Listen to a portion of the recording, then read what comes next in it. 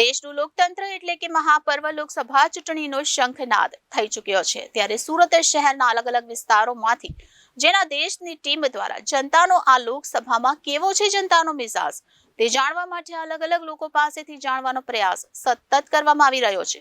ત્યારે આજે જનાદેશ ન્યૂઝની ટીમ દ્વારા સુરત શહેરના મહાવીર કોલેજમાં અભ્યાસ કરતા વિદ્યાર્થી અને વિદ્યાર્થીનીઓ કે જેઓ આ લોકસભાના પ્રથમ મતદાતા છે અને આ ઇલેક્શનમાં ફર્સ્ટ વોટર તરીકે કેવો છે ઉત્સાહ અને શું ઈચ્છી રહ્યા છે સરકાર પાસે આશા અપેક્ષા આવો જોઈએ જનાદેશ ન્યૂઝના વિશેષ અહેવાલ જનતાના મિજાજમાં। અમારા સંવાદદાતા અરવિંદ રાઠોડ સાથે ફર્સ્ટ વોટર શું કહે છે આવો જોઈએ। ચૂંટણી એટલે લોકશાહીનું પર્વ। ગુજરાત વિધાનસભાની ચૂંટણીને હવે ગણતરીના દિવસો બાકી છે। એક બાજુ અલગ અલગ પાર્ટીના કેન્ડિડેટ પ્રચારમાં વ્યસ્ત છે તો બીજી બાજુ ચૂંટણી તંત્ર વધુને વધુ મતદાન થાય તે માટે મતદાન જાગૃતિના કાર્યક્રમો ચલાવી રહ્યું છે। તો ત્રીજી તરફ જેમને પહેલીવાર મતદાન કરવા માટેનો અધિકાર મળ્યો છે તેઓ કોને વોટ આપવો કઈ રીતે વોટ આપવો તેને લઈને મિત્રો અને પરિવારજનો સાથે ચર્ચા કરી રહ્યા છે। ભારતને 1947માં આઝાદી મળ્યાને 4 વર્ષ બાદ પહેલી ચૂંટણી 1951માં થઈ હતી ત્યારે 18 વર્ષ નહીં પણ 21 વર્ષથી વધુ ઉંમરના લોકોએ મતદાન કર્યું હતું। ત્યારે પ્રથમવાર મતદાન કરવા જઈ રહેલા યુવા મતદાતાઓમાં પહેલીવાર મતદાનને લઈને કેવો ઉત્સાહ છે કેવા ઉમેદવારને પોતાનો વોટ આપવા માંગે છે વિકાસના કયા કયા મુદ્દાઓને લઈને કઈ સમસ્યાઓના મુદ્દાઓને લઈને તેઓ વોટ આપવા માંગે છે તે આપણે સુરતના આ યુવાઓ પાસેથી તેમના જ શબ્દોમાં જાણીએ। લોકસભા ઇલેક્શન આવી ચૂકી છે ત્યારે વિદ્યાર્થીઓ ખાસ કરીને જે પ્રથમવાર એટલે કે પહેલીવાર ફર્સ્ટ વોટર છે તેમાં એક અનેરો ઉત્સાહ છે। ત્યારે કેટલાક વિદ્યાર્થીઓ સાથે વાત કરીશું શું કહેવું છે આ અંગે। જોઈ શકાય છે કે જે પ્રમાણે વિદ્યાર્થીઓ ફર્સ્ટ વોટર છે તે અત્યારે ઉત્સાહમાં નજરે પડી રહ્યા છે અને જે પહેલીવાર વોટિંગ કરવા જઈ રહ્યા છે ત્યારે આપણે કેટલાક લોકો સાથે વાત કરીશું શું કહેવું क्या नाम है और आपका और क्या कहेंगे फर्स्ट वोटर के तौर पे इस बार इलेक्शन। मेरा नाम ऋषभ तिवारी है। मैं ये कहना चाहूँगा कि हमें काफ़ी सारा खुशी है कि इस बार हम पहले वोट करेंगे और हम भी देश के सरकार चुनने में बहुत ज़्यादा सहायता अपना प्रदान करेंगे और हम एक ऐसी सरकार चाहते हैं जो मेनली रोज़गार पे काम करें। तो हमें यही मैं यही कहना चाहूँगा कि सरकार जो भी चुने सोच समझ कर चुने और सरकार के लिए एक है कि आप रोज़गार पे ज़्यादा ध्यान दें क्योंकि अभी इस समय IT सेक्टर में भी हम काफ़ी सारे लोगों को देख रहे हैं कि सब बैचलर करके मास्टर्स करके बेरोज़गार हैं। तो रोज़गार पे ज़्यादा ध्यान दें। अभी आप सूरत में अभ्यास कर रहे हो अब आपका वतन कहाँ है वहाँ की सरकार वहाँ में और इसमें क्या फ़र्क दिख रहा है आपको क्या नज़रिया देखिए। देखिए अगर हम पहले देखें तो जब भी वहाँ पे अभी तो देखिए दोनों जगह BJP है तो अगर हम कंपेयर करें तो अभी जितना वहाँ पे डेवलपमेंट है यहाँ पे उससे ज़्यादा है सूरत में। लेकिन अब दोनों है डेवलपमेंट पे चल रहे हैं। भारत भी एक डेवलपमेंट कंट्री है तो दोनों जगह का ऑलमोस्ट सेम ही है। मेरे को उतना डिफरेंस नहीं लगा। बट अगर हम मैं वहाँ के पहले की बात करूँ ना तो पहले उतना नहीं था। पहले कॉलेजेस बहुत कम थे ट्यूशन्स बहुत कम थे बट अभी बहुत सारे कॉलेजेस हैं और गवर्नमेंट भी हमें सहायता दे रही है हर काम करने में। बिल्कुल अन्य विद्यार्थियों साथ पर बात कर आप क्या कहेंगे किस तरह का पहली बार वोट देने जा रहे हैं क्या लगता है आपको किस तरह का फील कर। मैं कहना चाहता हूँ कि मैं बहुत खुश हूँ कि मैं पहली बार वोट करूँगा बट मैं ये कहना चाहता हूँ कि अभी गए पिछले सालों में एजुकेशन बहुत बढ़ा है। बहुत जनों ने एजुकेशन प्राप्त की है जो पहले नहीं थे और अब एजुकेशन तो बढ़ गया अब एम्प्लॉयमेंट भी सरकार को बढ़ानी चाहिए। आने वाली सरकार से बस मैं यही उम्मीद चाहता हूँ कि वो लोग एम्प्लॉयमेंट पे ज़्यादा फोकस करें जिससे जितने भी लोग हैं जितने भी शिक्षक विद्यार्थी है उन सबको एम्प्लॉयमेंट ज़्यादा मिले। बिल्कुल आप क्या कहेंगे इलेक्शन लोकसभा इलेक्शन आ रहा है और आप फर्स्ट टाइम वोट देने जा रहे हैं क्या सोच रखते हैं।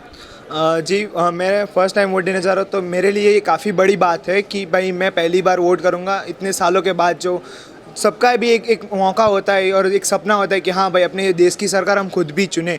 तो मेरे लिए बहुत गर्व की बात है कि मैं पहली बार मतदान करने जा रहा हूँ और मैं ऐसी सरकार चुनूँ जो आगे जाके देश के लिए कुछ करे। फिर आगे जाके हमें भी ऐसा नहीं लगना चाहिए कि भाई हमने किसको वोट दे दिया है। तो अभी मैं हाल की बात करूँ तो मैं अभी कॉलेज स्टूडेंट हूँ तो मैं भी यही सोचूंगा कि अगली जो सरकार आएगी वो कॉलेज के बच्चों के लिए या फिर स्कूल के बच्चों के लिए किसी के भी लिए जो विद्यार्थी वर्ग है उनके लिए कुछ ऐसा करे कि जिनसे उसको भी प्रेरणा मिले कि हाँ भाई हमें भी यही सरकार चुननी चाहिए हमारे लिए यही अच्छा होनी चाहिए।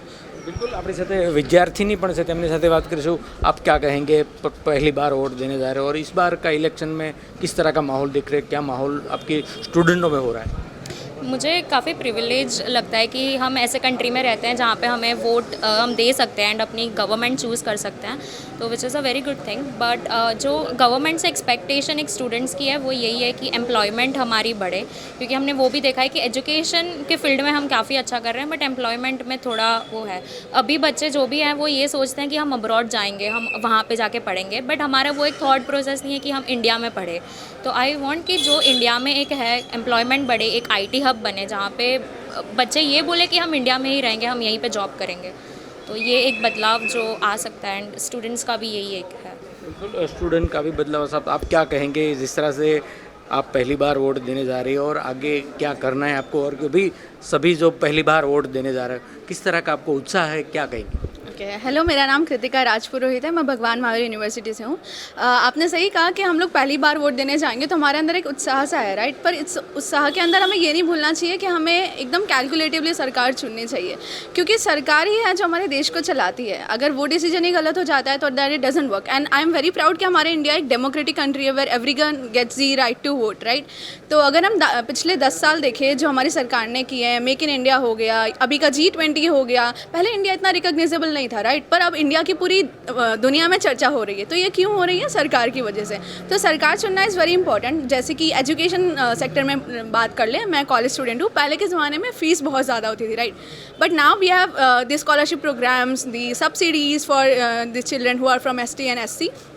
तो NEP जो है उसका इंट्रोडक्शन भी बहुत ज़्यादा इंपॉर्टेंट है फॉर दिस, जिसमें कल्चरल वैल्यूज़ आ गई है। पहले के देखते थे कि अगर तुम साइंस के बच्चे हो तो तुम सिर्फ साइंस पढ़ सकते हो, आर्ट्स में हो तो तुम सिर्फ आर्ट्स पढ़ सकते हो, बट अभी तुम्हारी मर्जी पे तुम कुछ भी पढ़ सकते हो। And also we have the cultural values. पहले जो थे बच्चे इतने ज़्यादा कल्चरल में नहीं थे, राइट। बट अभी हमारी एजुकेशन में वैल्यूज़ आ गई है, जिससे हमें अभी भी उम्मीद है कि हम वापस अर्जुन और दुर्योधन जैसे वापस से कल्चरल वैल्यूज़ ला सकते हैं हमारे स्टूडेंट्स के अंदर ही। Okay, so for this I want कि हमारी जो अगली सरकार आएगी, जो भी आएगी, अब पढ़ाई की तो बात हो गई, पढ़ लिया, पर अब नौकरी का सवाल है ना।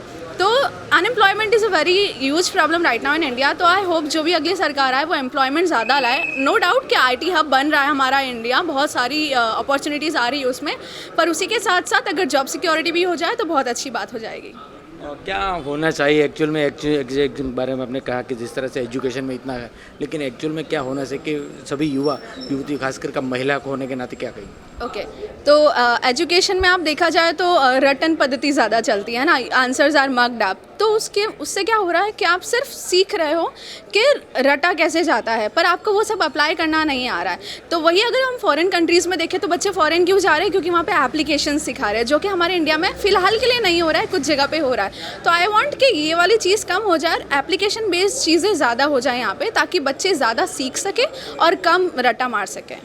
બિલકુલ, તો આ હતા તમામ જે ફર્સ્ટ વોટર છે વિદ્યાર્થીઓ, તે અત્યારે હાલ અભ્યાસ કરી રહ્યા છે, પરંતુ આ વખતના ઇલેક્શનમાં ફર્સ્ટ વોટર તરીકે એટલે કે પ્રથમ મતદાતા છે તે આ લોકસભા ઇલેક્શનમાં પોતાનો મતાધિકારનો ઉપયોગ કરશે। પરંતુ શિક્ષણ ક્ષેત્રમાં ખાસ કરીને IT સેક્ટરમાં નવા અન્ય દેશોની સરખામણીમાં વિકલ્પો આવે અને તેમને એક યોગ્ય પ્લેટફોર્મ મળી રહે તેવી સરકાર ઈચ્છી રહ્યા। સહયોગી હિતેશ સાથે અરવિંદ રાઠોડ, જનાદેશ ન્યૂઝ, સુરત।